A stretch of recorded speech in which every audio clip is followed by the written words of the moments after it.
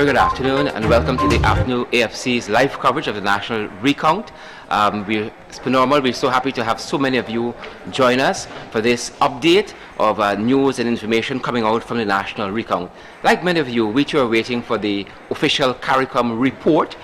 We know by now that we have passed stage 1, which is the tabulation process. We've passed stage 2, which is the submission of the report of the Chief Elections Officer to the chairperson of the Commission, Justice Claudette Singh, and the commissioners. And we're at stage 3, where there's the deliberation on the Chief Elections Officer's report. And we're expecting that the CARICOM scrutinizing team will submit their report today, and we will get some glimpses of that official report as soon as it becomes available. Part of the contention at this hour is the powers of GCOM, as you know, as it relates to this national recount. And there are those out there who seem to favor all of the powers of GCOM when it favors them, and they seem to limit the powers of GCOM when it does not favor them. And we wanted to bring you some of that commentary on the powers that GCOM have as we enter into the final stage of the national recount. Here was Anil Nandalal over the last few days of the recount talking about the powers of GCOM. The Constitution, and that's where the Constitution becomes relevant. If you look at the provisions of Article 162B of the Constitution, you will see that GCOM has wide and omnibus power to make decisions that are in the interest of justice, impartiality, and expediency. There's a very wide powers that GCOM can make decisions, overruling decisions made by personnel within the hierarchy of the Secretariat. If you look at Section 5 also of the Representation of the People's Act, you will see the Commission having the power to extend time if that is necessary, and to also perform the functions that would have been legally have to be performed by any officer within the hierarchy in the Secretariat. If you also look at Section 22 of the Election Laws Amendment Act, you will see that GCOM has a wide array of powers, even to make orders, even to override legislation. And all of these provisions are on my Facebook page. I'm going to post the last one that I made reference to, Section 22 of the Election Laws Amendment Act. So GCOM is empowered to make almost any decision possible.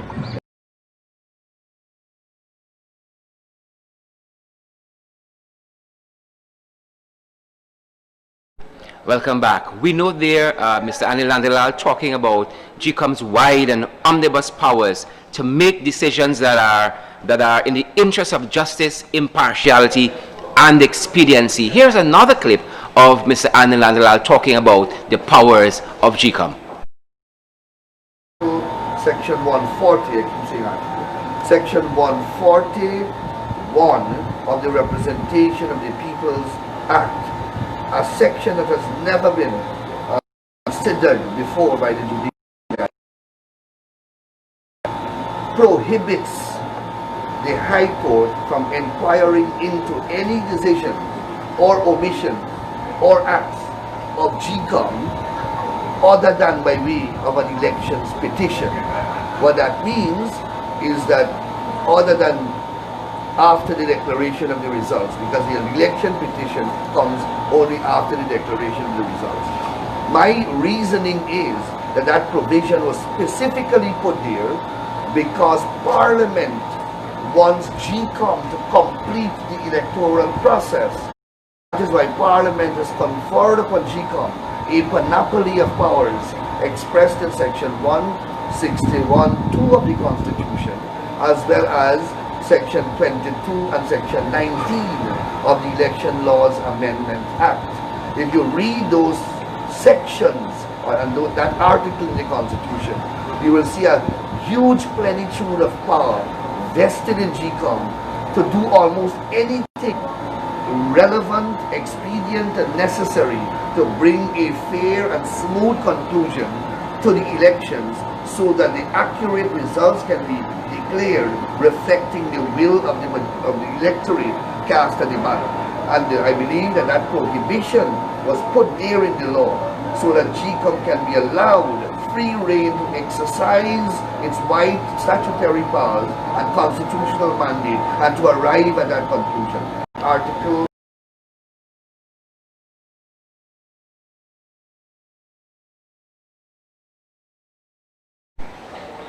Welcome back. In addition to the mountain of irregularities that the Chief Elections Officer, Mr. Keith Lowenfield, would have submitted in his report that would have transpired on Election Day, March 2nd, 2020, you would know of the infamous irregularities on the East Coast, where over 47 ballot boxes were missing their statutory documentation. In the pursuit of why this was so, you would know by now also that the opposition says that GCOM has no authority to investigate, no power to investigate. Here is Mr. Nandlal yet again talking about the powers of GCOM.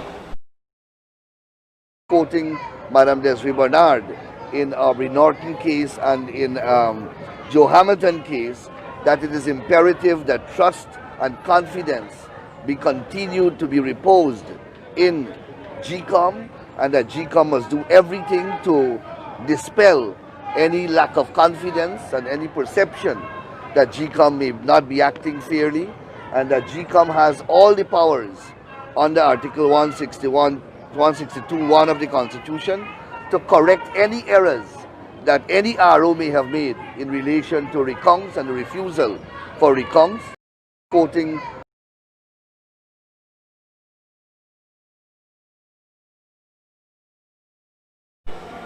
Welcome back. That again was Mr. Anil Nandlal saying that it is imperative that trust and confidence continues to be reposed in GCOM, and that GCOM must do everything to dispel the lack of confidence and any perception of the lack of confidence, and any perception that GCOM may not be acting fairly. Again, saying on the one hand that GCOM is limited in its powers to investigate, to clarify, to find out why there were such systemic failures on March 2nd, 2020, but in these instances, as we have shown, they have said on the other hand that GCOM has these wide omnibus powers, that GCOM has a plenitude of powers, that GCOM has, there is repose in GCOM powers to do almost anything to rectify its own system. And we know by now some of the many glaring instances of electoral fraud, to put it frankly, that emanated out of the ballot boxes that were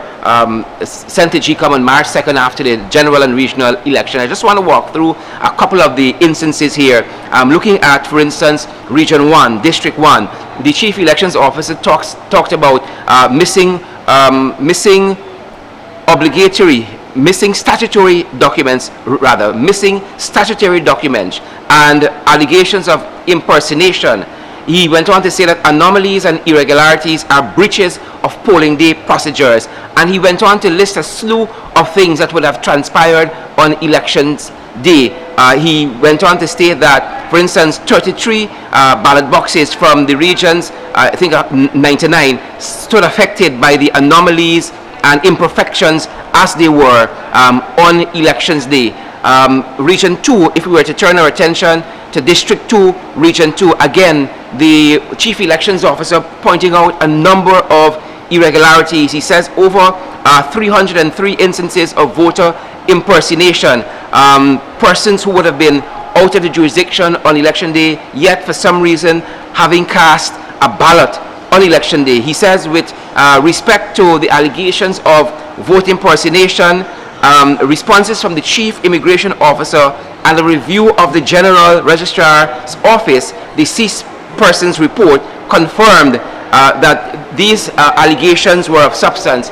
You would know by now also that the Chief Elections Officer, that the Guyana Elections Commission Chairman on May 22nd would have written to the Commissioner of Police, who's also the head of the Immigration Department, on these very matters. The Commissioner of Police would have written back to the Chairman of GCOM to say yes, as the Chief Elections Officer says here, that these allegations do have substance to them. And region after region after region, the Chief Elections Officer in his report has pointed out all of the deficiencies, all of the flaws that happened on election day, all of the anomalies, all of the strange occurrences. I want to turn my attention to Region 4, as I pointed out just now, in particularly on the East Coast, where we had that very magnified case, that pattern, according to the Chief Elections Officer's report. The Chief Elections Officer's report says the Commission intended to reconcile the ballots cast for the list of candidates with statutory documents contained in each ballot box as expressed by Order 60 of 2020.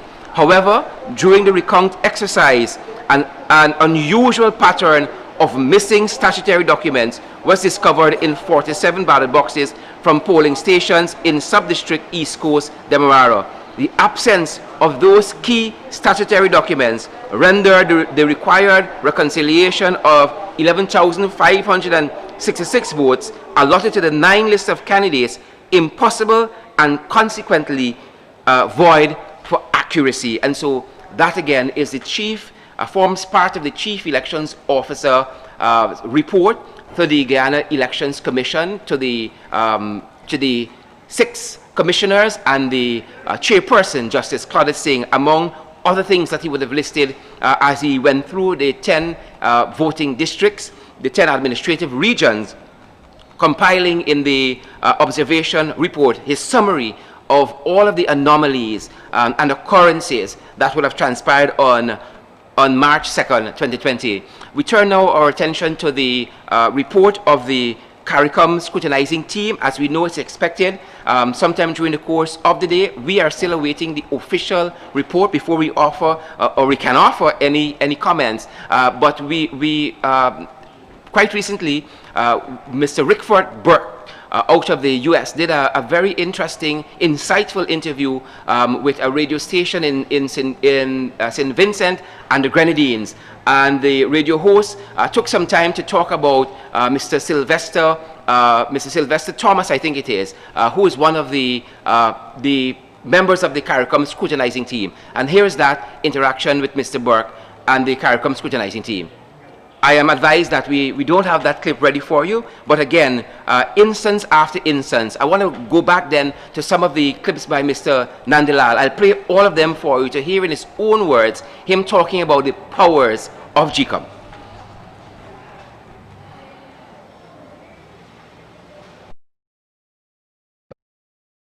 GCOM and empowers GCOM to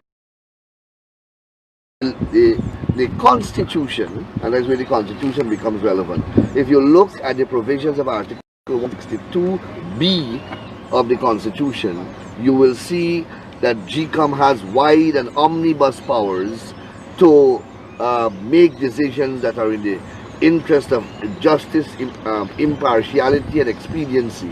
There's a very wide powers that GCOM can make decisions, overruling decisions made by personnel within the hierarchy of the Secretariat.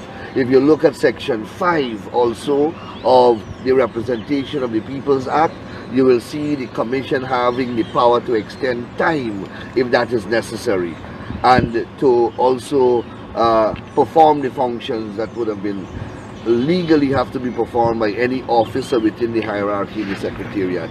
If you also look at Section 22 of the Election Laws Amendment Act, you will see that GCOM has a wide array of powers, even to make orders, even to override legislation. And all of these provisions are on my Facebook page. I'm going to post the last one that I made reference to, Section 22 of the Election Laws Amendment Act. Section 140, I keep saying that. Section 141 of the Representation of the People's Act, a section that has never been considered before by the judiciary, prohibits the High Court from inquiring into any decision or omission or acts of GCOM other than by way of an elections petition.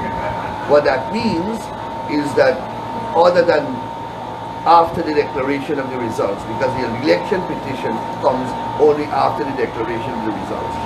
My reasoning is that that provision was specifically put there because Parliament wants GCOM to complete the electoral process, and that is why Parliament has conferred upon GCOM a panoply of powers expressed in Section 161(2) of the Constitution, as well as Section 22 and Section 19 of the Election Laws Amendment Act. If you read those sections and that article in the Constitution, you will see a huge plenitude of power vested in GCOM to do almost anything relevant, expedient, and necessary to bring a fair and smooth conclusion to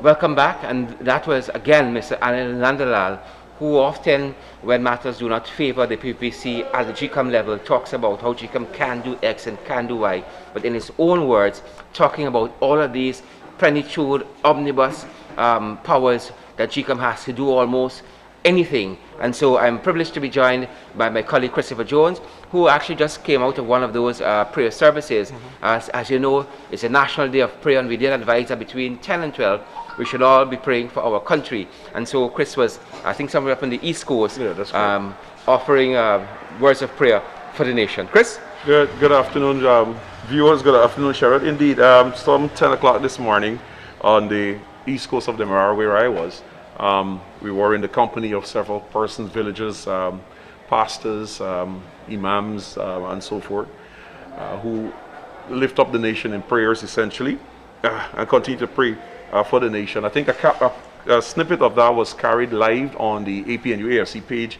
as well. Similar activity is happening currently in all of the regions across the country as we speak.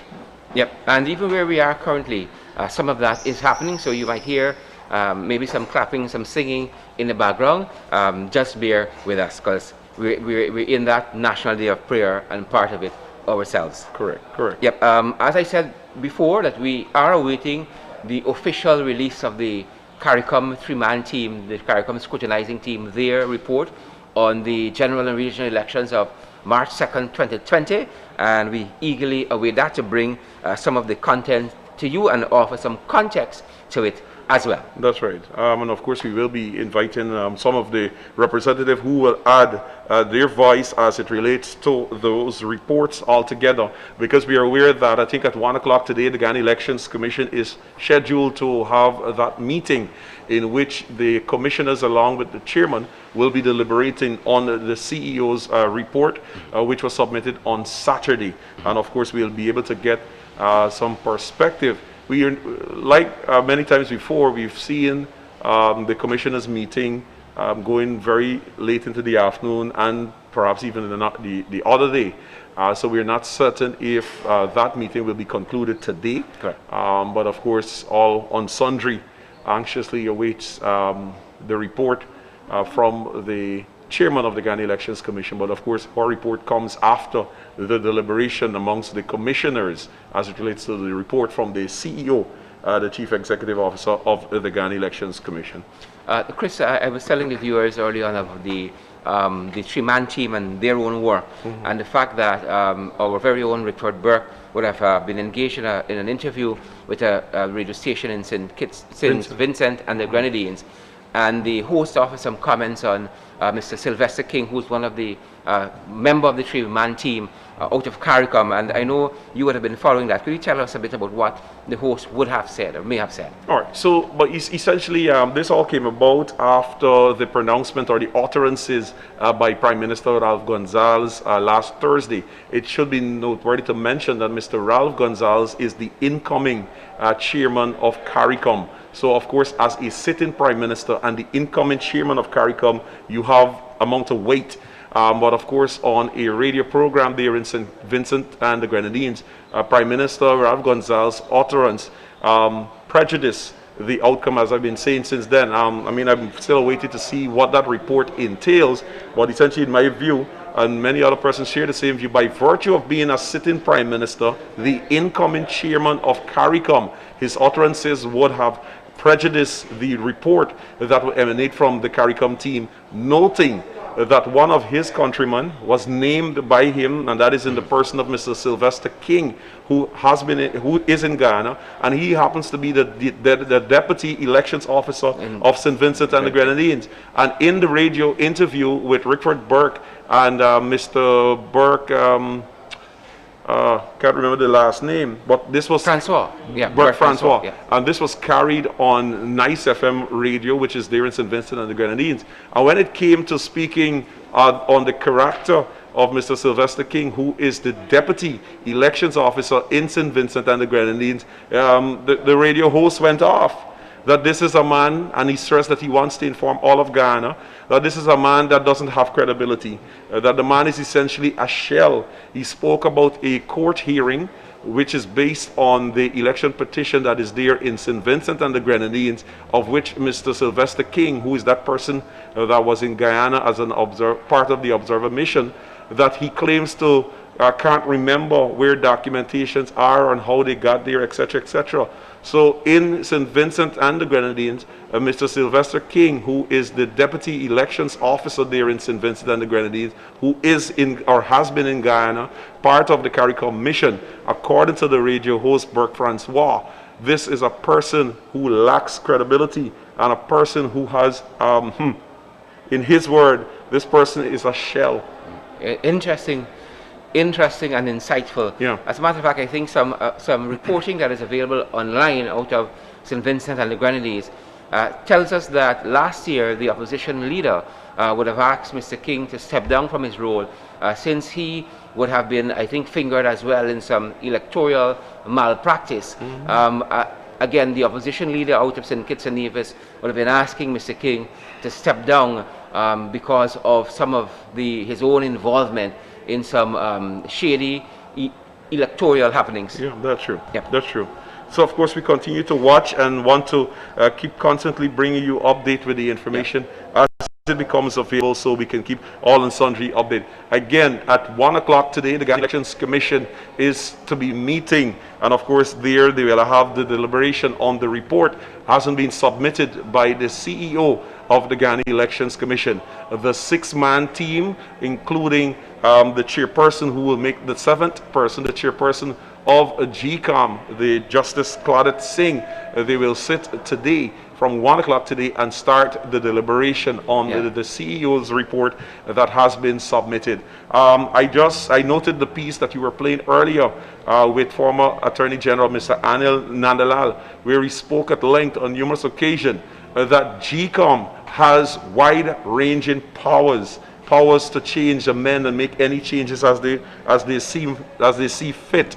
So of course I'm pretty certain that those statements by Anil Nandalal will aid in guiding the Ghana Elections Commission. Justice Claudette Singh herself, a legal luminary, is no stranger to law. So of course in her own deliberate judgment, she will also be able to guide the 6-man commission team. Chris, I think we're going to leave it there at this hour. There's, again, a National Day of Prayer happening, so wherever you are, we ask that you guys lift our nation before God. And right where we are, there's a similar prayers being offered up, and we are going to join in that. So we're going to leave you here for now. Again, if any breaking news comes, we're going to come back on here and let you know. If not, we're going to see you guys at 5 for that update. Stay tuned. Stay tuned.